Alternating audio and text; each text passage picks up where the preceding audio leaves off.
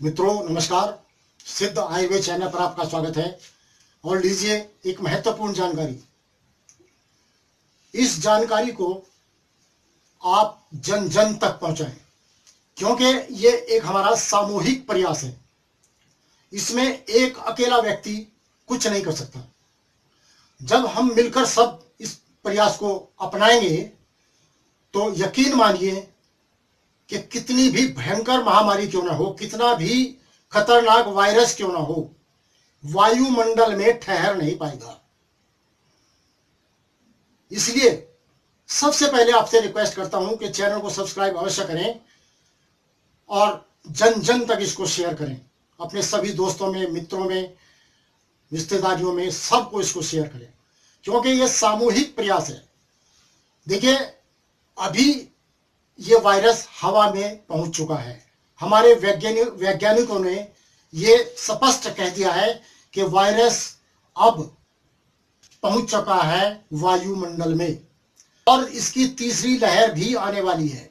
और तीसरी लहर को इतना खतरनाक बताया गया है कि ये बच्चों को भी अपने आगोश में ले सकती है। तो भाइयों बहनों, मैं आपको डरा नहीं रहा हूं। डर तो बहुत पैदा हो चुका है। मैं तो उस डर को आपके कम करना चाहता हूं और आपको इस महामारी से छुटकारा दिलाना चाहता हूं। बार बार मेरी आपसे यही रिक्वेस्ट है कि इसको सामूहिक रूप से अपनाना। पूरा देखें वीडियो को शुरू से अंत तक। ये वायुमंडल को शुद्धिकरण का तरीका है हवन। देखिए, हवन समझ करके आप इसको किसी धर्म से ना जोड़ें, क्योंकि ये कोई पूजा पाठ नहीं है। ये है हमें हमारे देश के वायुमंडल को शुद्ध करना। धर्म चाहे व्यक्ति का कुछ भी क्यों ना हो, हिंदू, मुस्लिम, सिख, ईसाई, जैन, सभी भाइयों से मेरी रिक्वेस्ट है कि इसको धर्म से ना जोड़ें। ये एक सामूहिक प्रयास है और सब मिलकर के इसको करें। सुबह किसी निश्चित समय पर आपको हवन करना होगा और लगातार 4-5 दिन हवन करना होगा।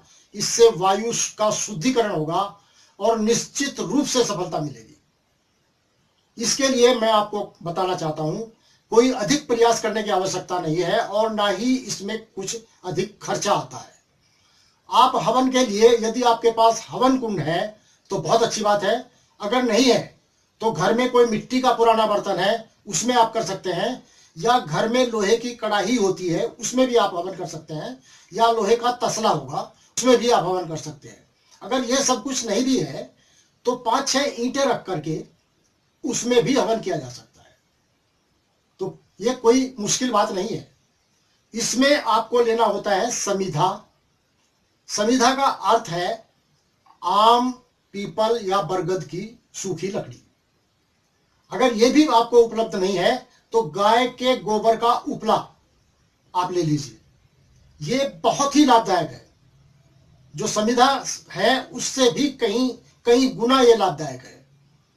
और इस अग्नि पर आपको जो द्रव्य प्रयोग करने हैं वो मैं आपको बता देता हूं, नोट कर लीजिए। आपको हवन सामग्री लेनी है 250 ग्राम, एक दिन के लिए 250 ग्राम। और इसमें नीम की पत्ती, नीम की सूखी छाल या नीम की सूखी लकड़ी छोटे छोटे टुकड़े कर करके मिला लीजिए। यदि ये सब भी आपके पास उपलब्ध नहीं है तो आप थोड़ा सा बाजार में जाइए, कष्ट कीजिए, नीम का तेल आपको मिल जाएगा। तो नीम का तेल 5 से 10 मिलीलीटर इसमें अपनी सामर्थ्य के अनुसार आप मिक्स कर लीजिए और 5 ग्राम इसमें डालिए कपूर और शुद्ध घी 50 ग्राम और 5 से 10 ग्राम की मात्रा सेंधा नमक। देखिए, नमक जो है अत्यंत कीटाणुनाशक होता है। हमारे वेदों में इसकी बहुत प्रशंसा की गई है। जो आर्य समाजी हैं, जो आर्य समाज का की परंपरा को निभाते हैं, वे प्रतिदिन अपने घर में हवन करते हैं और इसी प्रकार की सामग्री से हवन करते हैं। और इसमें सरसों के बीज मिलाइए 10 ग्राम। ये सब मिलकर के बहुत ही प्रभावी होते हैं और वायरस को खत्म करने वाले होते हैं। तो इस सब द्रव्यों को मिलाकर के एक बार फिर मैं आपको बोल देता हूं। सामग्री, हवन सामग्री 250 ग्राम, नीम की पत्ती या छाल या लकड़ी उसमें लगभग 50 से 100 ग्राम मिला लीजिए।